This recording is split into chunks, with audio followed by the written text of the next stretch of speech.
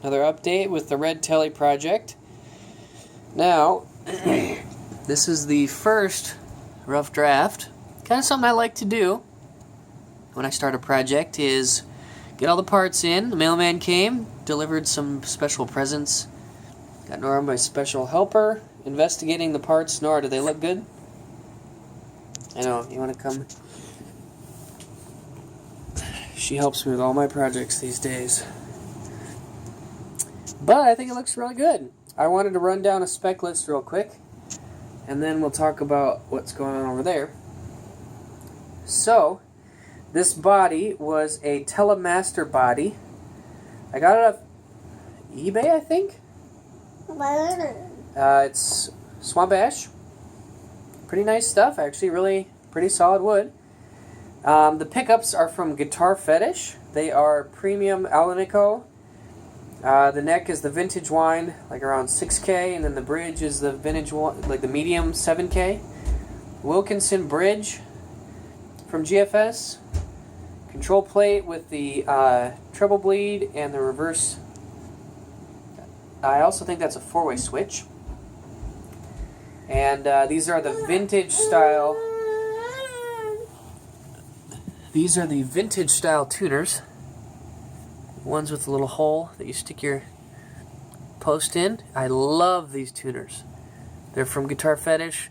The Wilkinson stuff from Guitar Fetish is definitely the best choice. I've only really dealt with the Wilkinson stuff because it's made to a higher spec, and you know, Wilkinson, the design is really, really good. It's just manufactured by, like, you know, this bridge.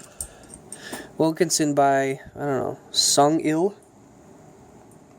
So whatever that means. But I think this stuff is really good. And if you're going to get stuff from GFS, that's what I highly recommend. Get their better stuff.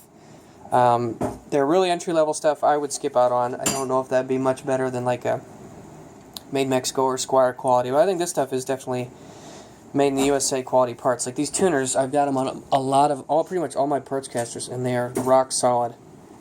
I mean, they're really good. So yeah, now with every build there's always some complications. Now with this one, I obviously haven't done any finish work yet. So let's take all the hardware and electronics away. Yeah, look at these GFS pickups for a second, guys. Guitar Fetish 6.6K. I mean, this is a, come on, focus, buddy. This is a proper neck pickup, you know. This is not made with cheap, stinky parts. Got some nice, you know, this is braided cloth wire. You know, this bridge pickup, I just got it in the mail today, and yeah, it looks good. Looks very good. You know, this is like a real black brass base plate, not some cheap stuff. It looks very, very good to me. So anyways, I'm excited. Now, with, I really enjoy this part of the build. It's all kind of coming together in the planning phase. So, obviously we haven't painted this build yet, or this body yet, and that is because we got some paint from Guitar ReRanch. Let's take a look at this stuff. So, Guitar ReRanch is a really nice place to go.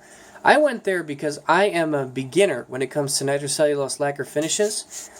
Now, I have a can like this that I have used on my necks that is actually the amber satin lacquer. Excuse me, guys, I'm fighting off a bit of a cold. And I use that on my necks. I really like it, but that's very easy. Just spray on and you're done. And then this stuff is my first go-around with nitro lacquer. So we've got surf green paint, white primer, sand, and sealer. So the order of operations, let's do it this way. It's going to be like this. So we start with the, well, I guess first it really starts with this. I got to finish sanding down this body. Now, my problem was that I only had 60 grit and 1,000 grit. I didn't have anything in between. So I went and picked up 100, 150, and 220.